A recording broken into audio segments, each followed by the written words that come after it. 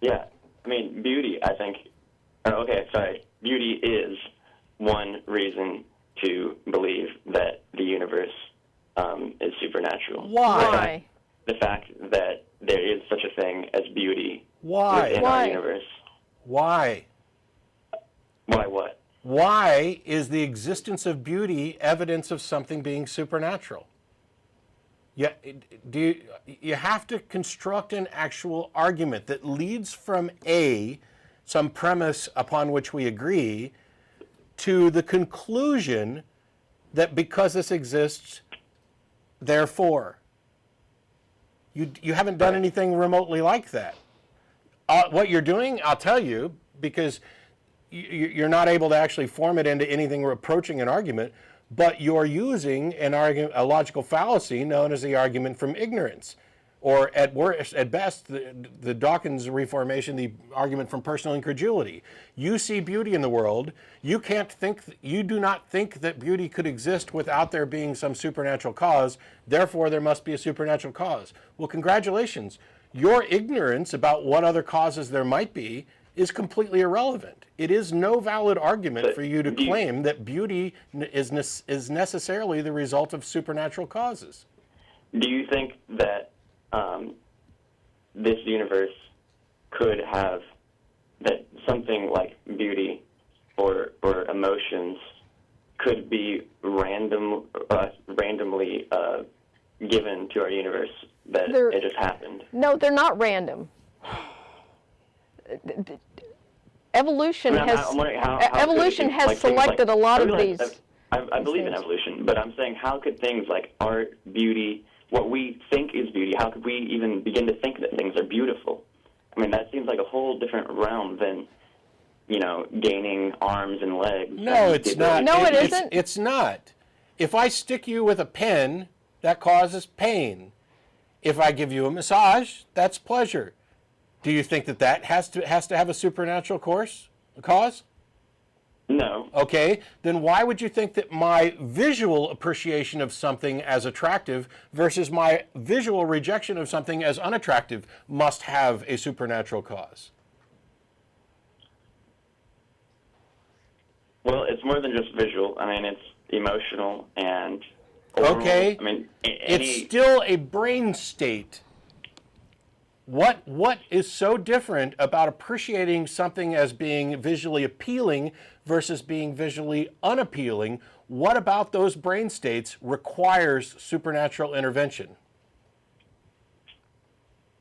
I'm just saying that I don't think that those things could have happened.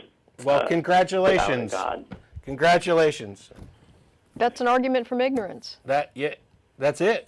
You haven't, I mean, it's a logical fallacy. I don't know how many ways we can explain it. Saying that you don't think it could have happened without some supernatural cause is not an argument.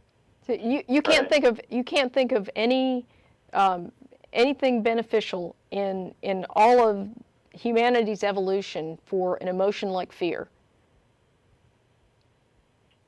Can you say that again? I'm sorry. Can you think of anything in all of human history, all of human evolution?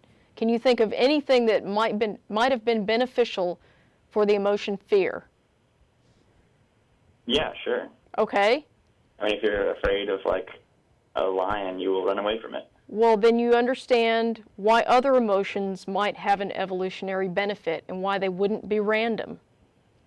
Yeah, but fear is a primal emotion.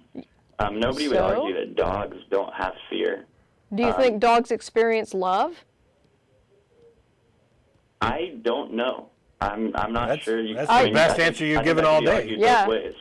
I think of love. I mean, do you think that dogs find some things more attractive than others? Like, for example, legs in fire hydrants versus cactus?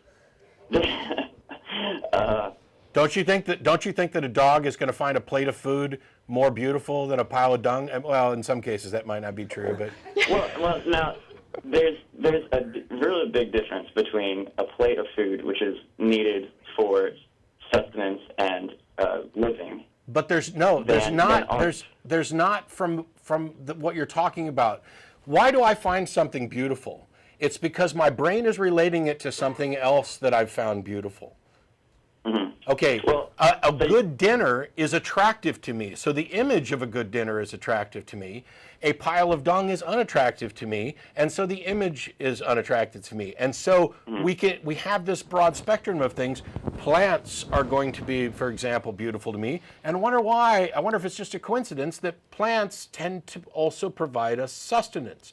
Attractive people are going to be beautiful versus unattractive people, and you can draw connections between, for example, their physical health and their ability to reproduce and what diseases they may have. This labeling of things as attractive or not, or beautiful or not, there's nothing, I mean, the closest you've come is you just don't think it could happen unless there was some supernatural intervention.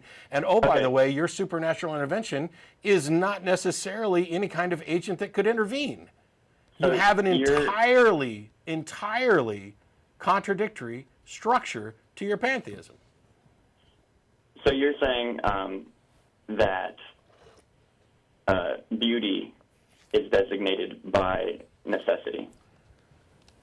I think the things that we need are beautiful to us. Is that basically what you just said? I'm saying that that's one instance, sure. Yeah. Okay, so couldn't you use the fact that art, if it's beauty, then that means that we need it? Or if it's beautiful to us, obviously art and music and stuff like that doesn't help our bodies live. Actually, but couldn't you use that to say that there is something spiritual about it because we do need it? No, you and that's can't. Why it's beautiful. No, you can't.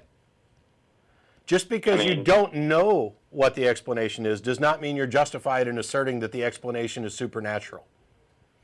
I mean, in the case of music, we know that music has effect on the human body, and therefore we can we have some good understanding of why some things are called music and other things are called noise. Although we're talking about entirely subjective labels that are based on individual experience.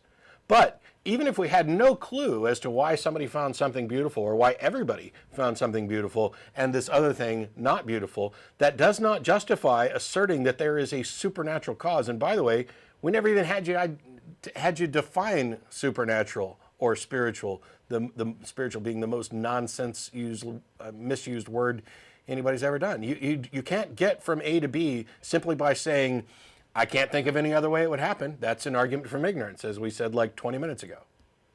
Yeah. And on that note, think about it some more, Mike. Call us back when you get some more meat to the argument, but I got callers waiting, so thanks a lot.